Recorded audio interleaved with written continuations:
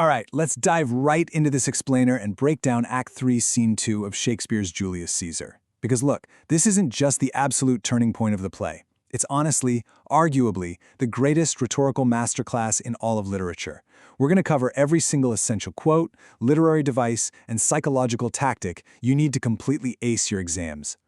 Here is our roadmap to making sense of it all. We'll start with 1, the ultimate turning point, then analyze 2, Brutus' appeals to logic, and contrast it with 3, Antony's irony and emotion. After that, we'll break down 4, the power of rhetoric, uncover 5, Caesar's will and legacy, and finally witness 6, the mob unleashed. Section 1. The ultimate turning point. We start right in the chaotic, electric aftermath of Caesar's assassination. Picture this. Caesar is dead, the Roman public is absolutely furious, and they're swarming the forum screaming, "We will be satisfied." They are demanding to know exactly why their beloved leader was killed in cold blood. So this sets the stage for literally the highest stakes possible. The conspirators don't just have to explain a gruesome murder, they have to justify a political coup to a mob that is ready to tear them apart. For your exams, this is a crucial detail to remember. This scene showcases Antony's dramatic character arc. Earlier on, Brutus dismisses him as merely gamesome, a harmless guy who just likes sports and partying. But right here, he transforms into an absolute political powerhouse. It proves that weaponized rhetoric can actually be far deadlier than the daggers used to kill Caesar. It is the undisputed pivot point of the entire play. Moving on to Part 2. Brutus appeals to logic. Brutus is the very first to step onto the pulpit to try and pacify this furious mob, and the whole crux of his argument boils down to this famous line. Not that I loved Caesar less, but that I loved Rome more. Notice the brilliant use of antithesis here.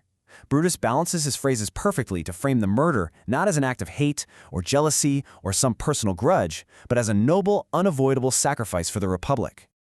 Brutus structures his argument completely objectively, kind of like a lawyer relying on his stellar reputation to convince the crowd. Look at his methodical approach here. First, he establishes credibility by acknowledging his deep friendship with Caesar. Second, he pivots, pointing to Caesar's growing, dangerous ambition. And finally, he traps the crowd with a stark rhetorical choice. He basically asks, would you rather Caesar be alive and you all die as slaves, or Caesar be dead and you get to live as free men? Now this perfectly highlights the stark contrast between the two men. Brutus speaks to the head using everyday prose. He's unemotional, he's calculated, he's patriotic.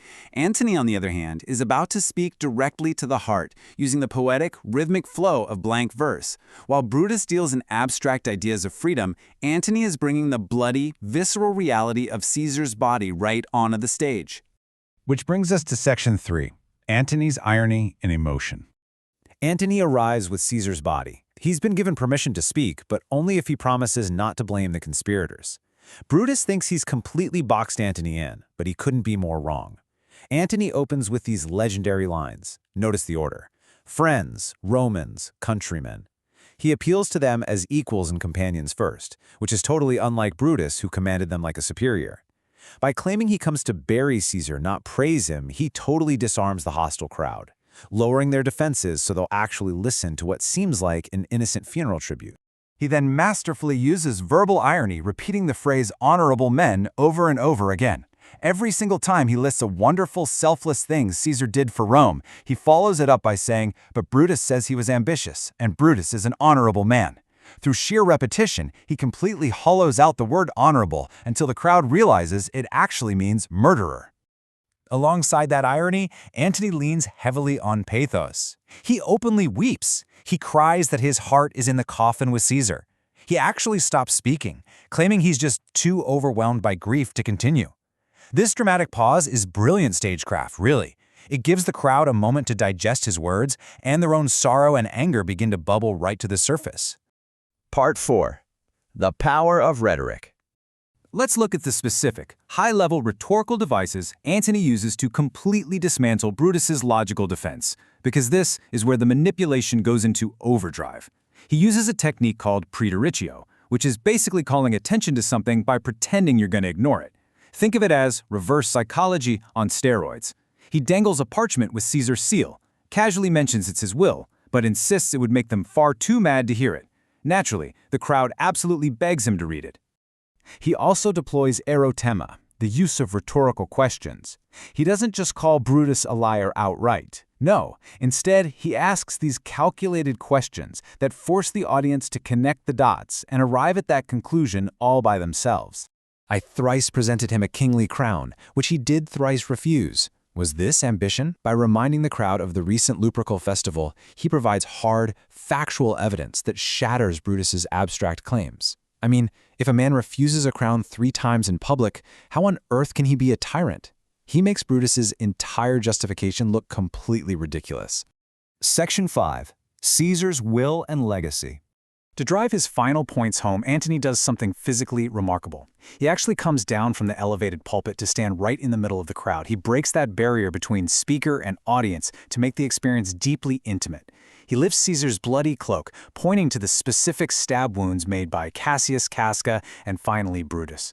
He calls Brutus's stab the most unkindest cut of all. That grammatical double superlative, most unkindest, really emphasizes that it was Brutus's ingratitude and personal betrayal, not the weapons, that truly burst Caesar's mighty heart. Antony finally yields to the crowd's demands and reads the will. And the details? Staggering. Caesar left 75 silver drachmas to every single Roman citizen. Now, this is absolutely crucial to remember for your exams, because 75 drachmas was a massive, life-changing sum of money for the average plebeian. Part 6. The Mob Unleashed. The revelation of Caesar's immense generosity is the final spark. All that pity and sorrow Antony has been carefully building instantly transforms into explosive, uncontrollable rage. In addition to the money, Caesar left his private walks and newly planted orchards near the Tiber River to the public, forever. He essentially left a fortune and a massive public park system to the citizens. The crowd suddenly realizes the devastating truth. They haven't been saved from a tyrant. They've been robbed of their greatest benefactor. This timeline flawlessly maps the sheer volatility of the mob. In just a matter of minutes, they shift from wanting to crown Brutus to literally using the fire from Caesar's funeral pyre to burn the traitors' houses down. They become so blindly furious, they'll soon tear a poet apart just for having the same name as a conspirator. And Antony? He simply stands back, knowing his masterpiece of manipulation is complete. This pivotal scene concludes with Antony's absolute victory. As civil war starts brewing, he receives word that Octavius, Caesar's heir, has arrived in Rome. Meanwhile, Brutus and Cassius have fled the city gates like madmen. The power dynamic in Rome has shifted forever.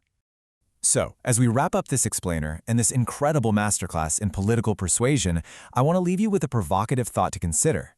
How easily can a society be manipulated when cold logic is eclipsed by raw emotion and weaponized rhetoric? It's a terrifying question, and one that's just as relevant today as it was in Shakespeare's Rome. Keep that in mind as you prep for your exams, and thank you so much for learning with me today.